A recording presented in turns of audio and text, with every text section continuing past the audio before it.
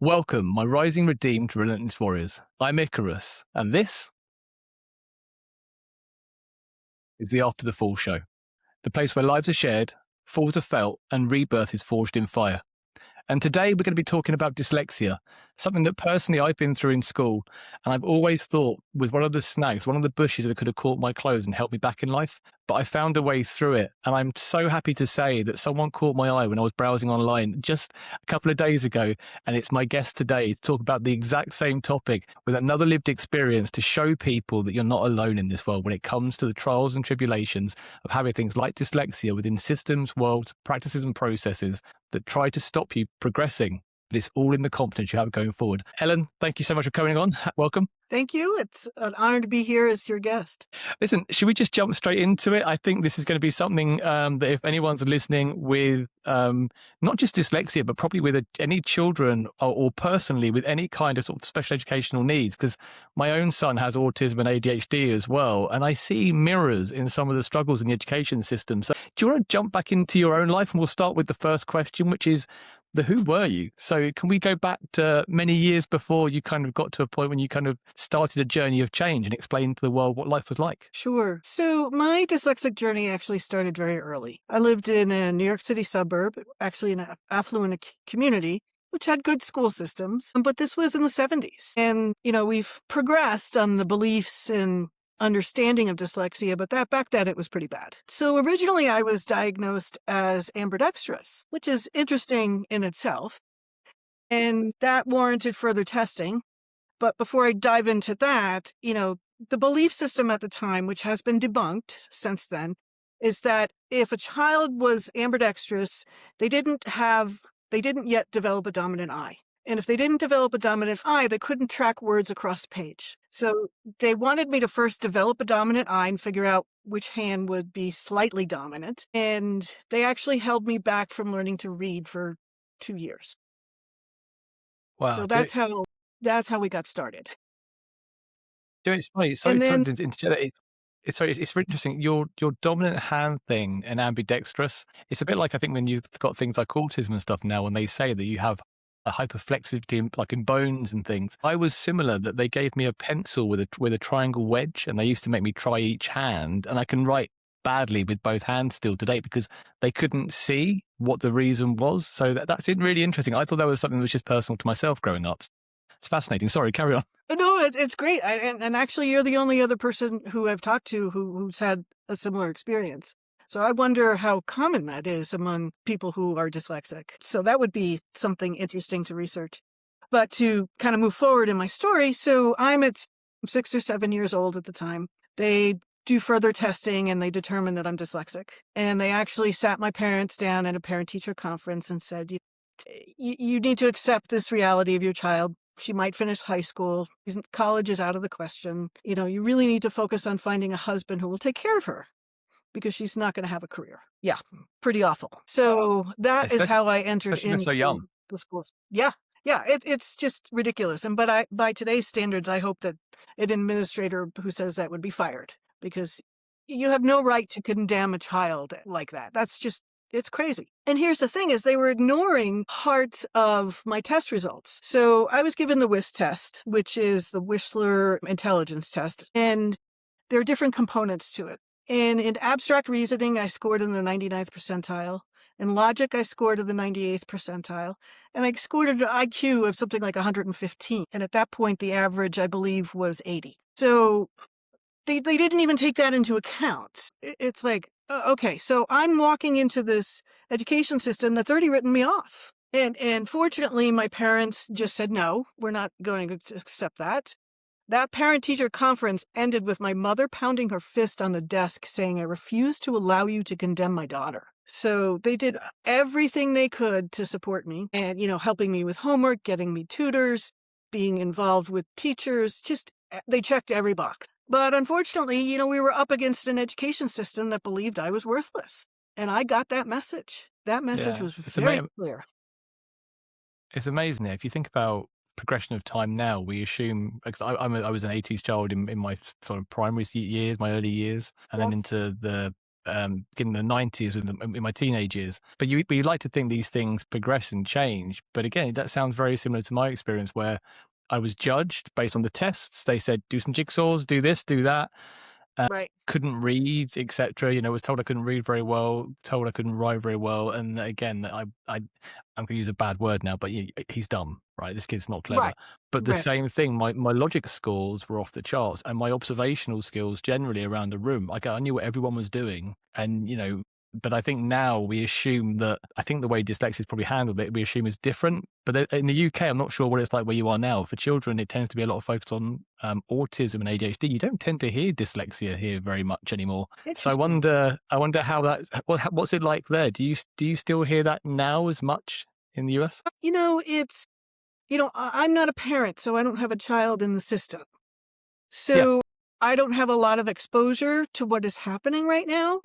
But I hear things from people when I do podcasts and other parents. I hear the narrative shifting, but it's shifting on a very, very high level, not necessarily in the school systems. So I hear, like Forbes recently did an article on how the U.S. economy is missing out on billions of dollars because they're not supporting and hiring innovative, big picture thinkers who are dyslexic. yeah, And a yeah. lot of that is coming from Sir Richard Branson.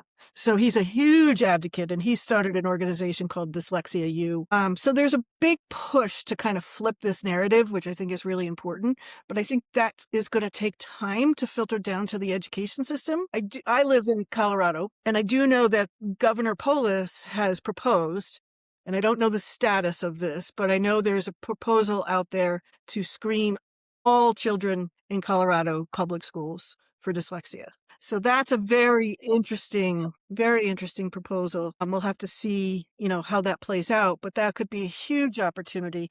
And it's also going to be a big cost for those school systems too. So there's probably going to be some pushback on that. Yeah, that's fascinating. Yeah, I mean, it's interesting, isn't it? We see all those different sort of other needs on TV, but you never really hear dyslexia in the UK. So even with yourself, from a non at school perspective, through the parent aspect, the fact that you still hear things like dyslexic screening for all. I mean, again, it's interesting, I think, for people listening in or watching in to see that difference between the systems just by the water. But it's a universal. I'm not going to call it a problem. It's a universal thing, isn't it? That we have people who think differently. We all Yeah. have superpowers, and we don't maximize them necessarily from an education system that seems to box us too early, which is interesting. So just back to your story. So your mum has banged the desk, okay, and you're getting the extra support. So you have the tutors and things.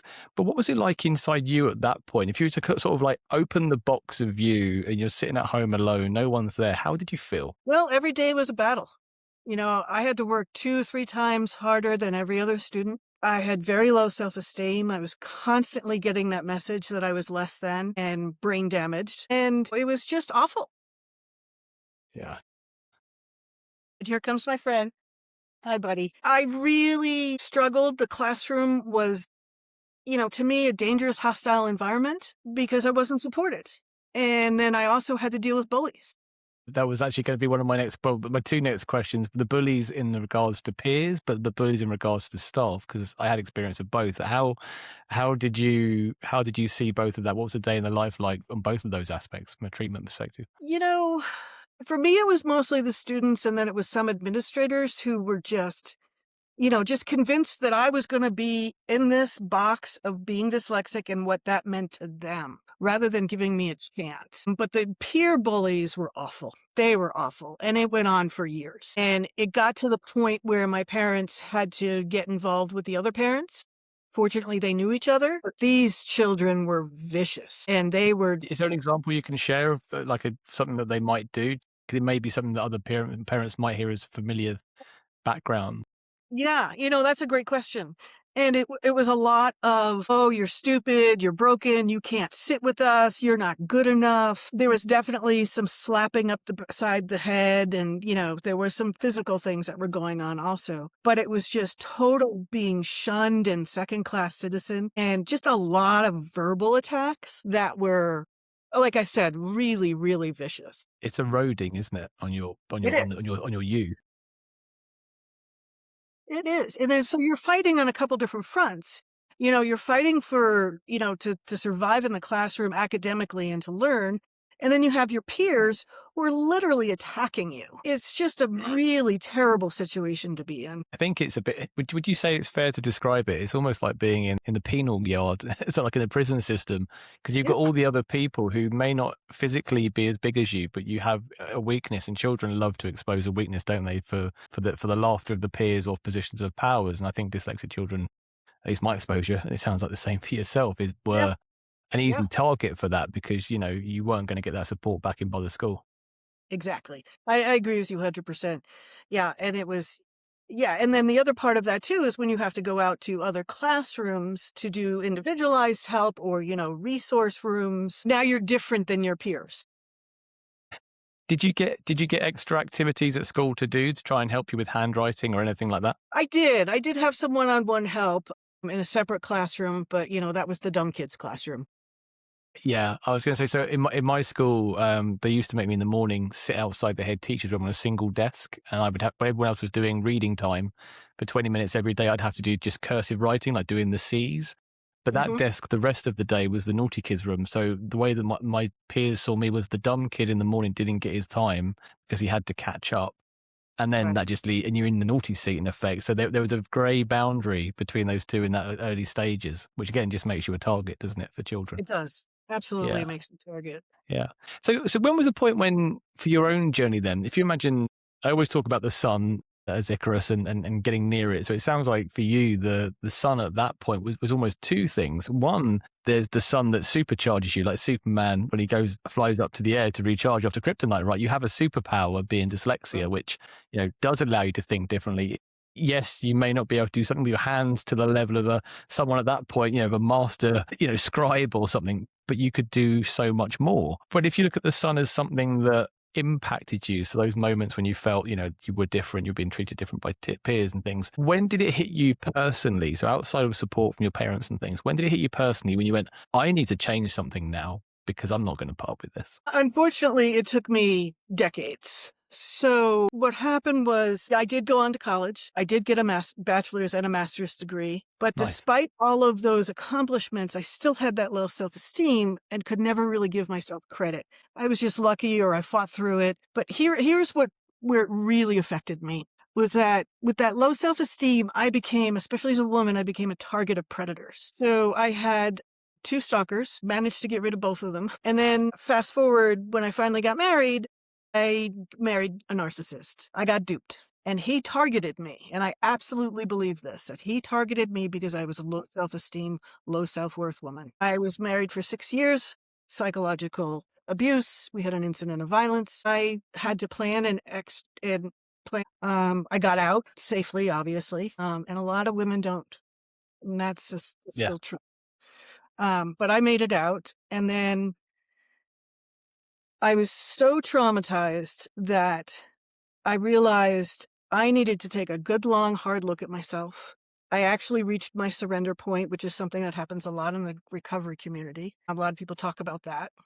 And one of the things that dyslexic people are really good at is seeing patterns. And I looked back and said, why did I have these stalkers? How did I ended up in this marriage?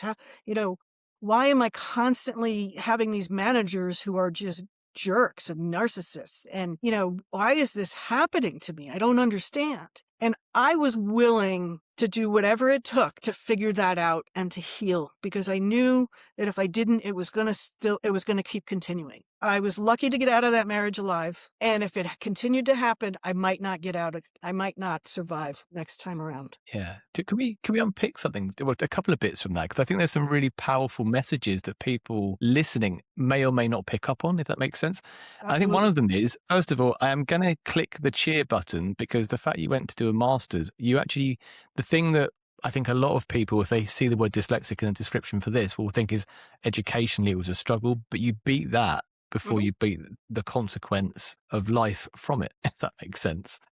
So I'm going to hit the clap for that if it works because it's Thank you. amazing you got a thing. Is it going to work? Is it going to work? It's not going to work. We're going to go with the cheer instead. Okay. There we go. There we go. Right, well done. Because Thanks. I like to joke sometimes with these things, but it's serious, isn't it? The biggest struggle, like so for myself, is my only point of reflection that I can speak of wholly was that I was told that I was not worth it. I had other people tell me the same thing, ex-girlfriends who were narcissists, because I think there's a niceness that comes and a logic pattern that managers like because we see the goal that makes them look good, but they Right. don't like the fact that we're quite smart. So, and you Yes. become a Yes. Yeah. Yeah, I know exactly what you're talking about. You think differently, and people pick up on this creative thinking and your creative answers in the classroom, and they're kinda like, wait a minute. Wait, you're not supposed to be that. You're supposed to be the broken, dumb, brain damaged kid." yeah, you go from the doing it will do anything, doing it well and making them look good so they can speak at the front until eventually you become a threat, I think, because you Exactly. can think for yourself. Um, Exactly. and I think then for yourself then to survive the bullies of the playground of the educational penal colony, to then have that in your home relationship life a couple of times and have to survive, to manage to beat education and now beat the bullies, I think again is another massive thing that I think people need to take from this conversation, and maybe reflect to themselves because this happens a lot. I think it's incredibly common. Um, it can be done, but it takes commitment, and it takes finding resources and help. And also, and I may be jumping ahead here on you, No, it's cool. finding ways to heal. And healing takes time and it comes in layers. Yeah. Yeah. If you had to pick before you did your healing poll, if you had to pick one moment, like there was one particular point when you woke up one day or someone said something and you could have seen that penny drop into the well and the ripples then went on to impact your life, what would that kind of moment be? Was there a dime stop moment where you went, this is change time now, I'm not taking this anymore? Was there Yeah, it was. an emergency break? Yeah. There was that. And then, but the biggest thing was my surrender point, So where it was a surrender point.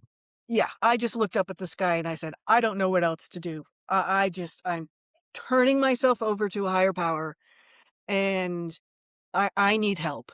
I really don't know what to do. What I didn't understand is that I was so traumatized, it was affecting my ability to critically think. I was driving through stop signs and red lights. Yeah. I mean, it Yeah. really it affects your ability to function, and it's a bl- it, but when you're in that place, I think it's very difficult to see it in ourselves because our brains are affected by it, and it's really it's damaging. But that was a big moment, and that was really combined with I'm not going to give up on myself, and I'm not going to let all those people beat me. Yeah. I just Yeah. refuse to quit on myself, and I refuse to let them win. Yeah, it's also a combination of the warrior spirit, your own self value, but also desperation to survive, isn't it? I guess in a way, it It sounds is. like because you, It is. And it was either surrender and figure this out, or, crawl under the covers and pull the sheets over my head and call it a life. And I yeah, wasn't gonna do that. And I no, wanna be clear too, self-harm never entered my thought process. Never. yeah, So it was yeah, never a choice. So yeah, yeah. Which I think again is it's a powerful thing to take note of because everyone is different, and that, there are some who take that second option, the sheet, because belief is eroded, or they weren't taught the fight. And it sounds like the bang on the fist to your mum. So that you sounds like you've got some people in your family who would instill that in you as well, which is really good. And I think some people when they go under that sheet, there is that percentage that eventually never come out of it, and you just go deeper and deeper. So again, it's great to hear. Before we talk about like your journey then to recovery, we'll call it, but your journey of growth, what is the thing you think that people at that point, your surrender point, what do you think that people get wrong when it comes in as much as they don't understand or they miss a step when it comes to change, starting recovery or starting to become someone new? Is there any advice at that kind of first junction you've got? I think the biggest thing is, to stop trying to be the lone wolf. You've gotta find resources, ethical people, credentialed therapists, coaches who will support you. And it's going to take time. It's going to take a long time, and it needs to take time because the healing is kind of like peeling off layers. Um, if you tried to have that happen all at once, your biology would go kind of berserk. So, Yeah. Yeah. or your brain wouldn't be able to process it. So, Yeah. Ironically, so someone I spoke to only a couple of days ago said this, they took a different path for their their journey of recovery. And actually they said the same thing, which was, this is going to take a while. You're going to climb a mountain. It's not easy. But when you start that journey, know that you will get to the top, but it's going to take time. So again, there's a universalness to this, I think, which is really interesting, I think, for people listening, which is, it doesn't matter the direction, doesn't matter the path. Get ready, because right. work is work, isn't it? Yeah. And the other thing I would add to that is that, it's every day that you work at this, it's going to get better. Every day gets a little bit better. 1% better every day in 30 days, you're 30% better. Yeah. I like that. I like that. So can you share some more about your journey then? So from this point, you give yourself up, things begin to roll, the work starts. Right. Take us on that path then. How does that work for you? Sure. So I went to work with first a coach who was an amazing, amazing man who really started to get me to rethink the dyslexic label. And he even said to me, uh, he told me once that he was intimidated coaching me. And I was like, wait, what? He's like, oh, you're so accomplished. You've done all these things. And I was like, no, you don't understand. I'm dyslexic. I'm never going to be successful. And he just stopped and said, Ellen, that is the biggest bunch of BS I have ever heard. And you have been gaslighted into believing that. And I think that's a really important point, is that, as children, and what happened to us, and if I may be so bold to speak Go for it. with Go for it. reference to you as well, Yeah. we were gaslighted, Yeah. Yeah. 100%. absolutely gaslighted. A- And and it was at that moment, and I was ready to hear it at that point. It was at that moment that I started, okay, I need to rethink things. This is, he's right. So, uh, and that was the beginning. And then the other thing I did was, I started training with uh, Mark Devine, who runs a program for civilians. He is a retired Navy SEAL here in the States, and he has a program called the Unbeatable Mind Program. And he approaches personal growth from a multi-dimensional perspective, or the 5 mountain perspective. So you have to work on your physical self, your emotional self, mental, intuitional, and then spiritual self. And that's how I approached my healing. So for example, for the physical self, I started doing CrossFit. And one of the things we see in trauma patients or trauma victims is, I hate that word victim, but it's appropriate, is that you often feel very disconnected from your physical body. And by getting in and doing some really hard workouts that were intense, I started to reconnect to myself. So, and then at the same time, I started working with a coach. There's some mental spaces there. Worked with an EMDR specialist, a licensed credentialed therapist, trained in EMDR. So I was working on that piece of things. And then, learned about somatic movement, breath work, incorporated that into my practice. So I took a whole person approach to my healing. And I started training with Mark in 2016, and I still do all those practices. And now as a coach, I teach those things. For anyone listening in the US, given the fact that Ellen has said that she's a coach, if this sounds like this resonates with you, get in touch. Or if you can't because you're too far away or it's remote, maybe look to the person that Ellen went to as well. Like, there must be some literature, but it's fascinating. And I'm going to have to just say, I created my own practice here. I call it street therapy, which is what I did for my own recovery, which was exactly the same without reading the book. So it shows the unisons maybe of wellness, because I went from 200 steps to 6 miles a day. I do weights and calisthenics now. I did my mind. I remapped my mind, a whole psychology piece around value of self and worth. I worked on emotional intelligence, breathing, because I realized that so much tension goes in. Oh, I have yes. fibromyalgia and things, and it was because I just was so tight the whole time, like this. And when you open up and breathe, stomach breathe sometimes, count breaths, and even nose breathing to mouth breathing, these things to get that kind of humanistic cycle of your body. You connect with your physical and you can feel yourself. You connect with your spirit, almost your mind. You can be yourself. When your whole is together and you're relaxed, you can be able to fulfill yourself. And I did that same thing. So anyone listening, if you're in the UK, come and check me out, Street Therapy. If you're in the US, check out Ellen, because you've got two survivors here who have done the same practice miles apart Yeah, through two different teaching methods. So it yeah. does work. But that says that it's universal, Ellen. So it says that, again, there's a lot to take away from your journey and your exposure. I'm really happy you're on. Thank you. And it's really interesting too, because so many of those breath practices come from the ancient um, Asian practices. And, things like yoga, those all come from Asia and they have been around for 5,000 years or more. And they wouldn't be around if they didn't work. you know, so yeah, there's a reason and people still do them. Yeah. So, and you've written a book as well. So did that come once you'd done this journey in those five sort of mountains? Did your book then come off the back of that, or when did that come around? What was the start for that? Gosh, I felt, oh, this is probably back in 2017 or 18. I realized what I had learned was incredibly valuable, and it is what is often referred to as the hero's journey. I don't know if you're familiar with the term,